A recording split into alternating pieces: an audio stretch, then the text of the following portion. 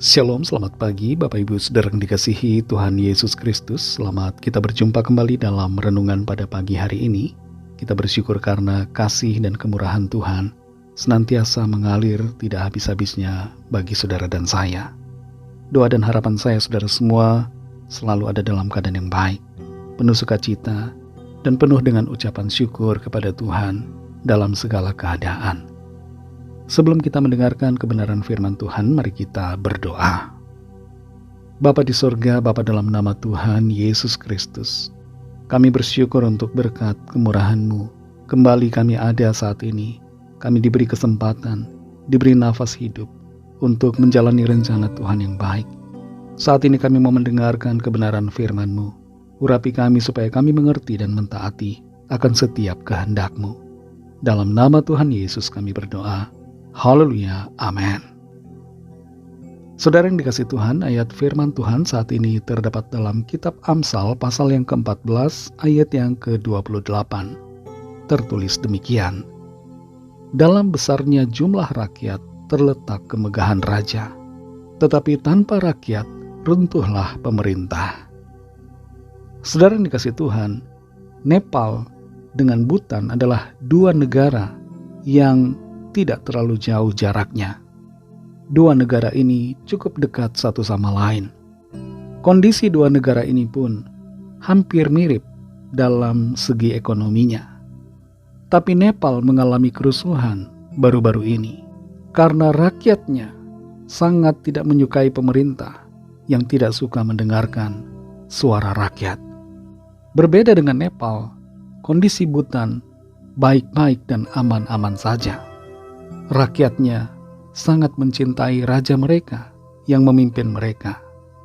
Raja Bhutan seringkali disebut sebagai raja rakyat, the people's king, karena dia dekat dengan rakyat, sering turun, bertemu dengan orang-orang, mengunjungi desa-desa dan kampung-kampung, dan dia berfokus pada kebahagiaan nasional. Raja Bhutan berkomitmen agar rakyatnya mengalami kesejahteraan. Itu sebabnya rakyat Bhutan sangat mencintai rajanya. Mereka tidak memberontak, mereka tidak protes, karena rajanya dipandang sebagai raja yang mendengarkan rakyat. Dalam Amsal 14 ayat 28 ini dikatakan, dalam besarnya jumlah rakyat terletak kemegahan raja, tetapi tanpa rakyat runtuhlah pemerintah. Raja Salomo menyadari satu hal di sini, bahwa tanpa rakyat, kekuasaannya bukan apa-apa.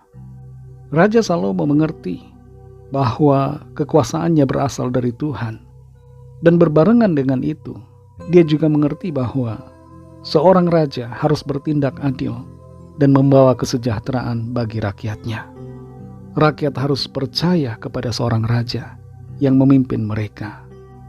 Rakyat yang jumlahnya banyak dan yang mendukung menjadi sebuah kebanggaan dan kemegahan bagi seorang pemimpin, bagi seorang raja ataupun presiden. Apalagi bila rakyatnya jumlahnya ratusan juta, seorang pemimpin akan makin disegani oleh pemimpin-pemimpin negara lainnya. Ada satu hal di sini yang perlu menjadi perhatian, bahwa tanpa rakyat runtuhlah pemerintah. Artinya adalah bahwa tanpa rakyat, pemerintah itu bukan apa-apa. Pemimpin bukan siapa-siapa tanpa orang yang dipimpin. Rakyatlah yang sebenarnya menentukan. Dan karena itu seharusnya seorang pemimpin berfokus kepada rakyatnya.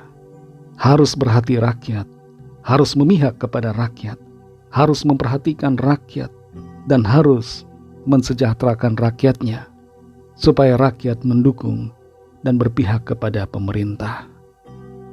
Alkitab bukan hanya berisi firman Tuhan yang mengatur kehidupan kita individu, tapi Alkitab berisi juga banyak teguran untuk para pemimpin yang tidak adil, pemerintah yang mengambil keputusan semena-mena, yang tidak peduli kepada rakyat, dan mengabaikan suara Tuhan dalam hatinya.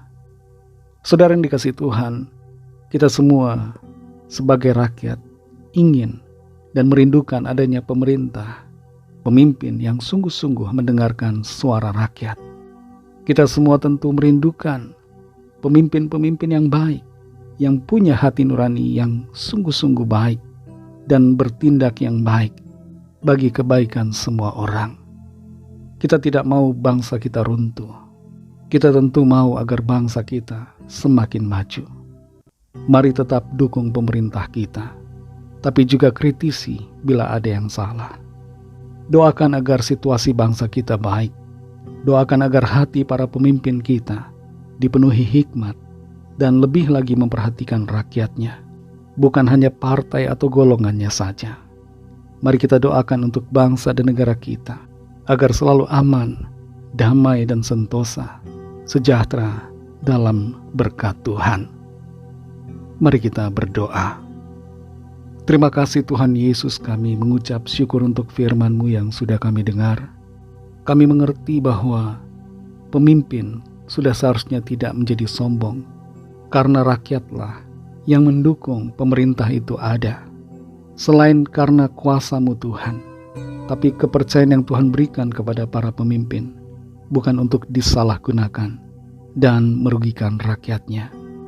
Kami berdoa untuk bangsa kami Indonesia, berdoa untuk para pemimpin bangsa kami, mulai dari Presiden Prabowo, Wakil Presiden dan seluruh menteri yang ada, seluruh pemerintah dari pusat sampai daerah, anggota-anggota DPR, MPR, jajaran pemerintah yudikatif, TNI, Polri, semuanya kami berdoa agar Tuhan berikan hikmat kepada para pemimpin dan pejabat bangsa kami, supaya mereka rendah hati, berhati hamba, dan mensejahterakan sungguh-sungguh rakyatnya.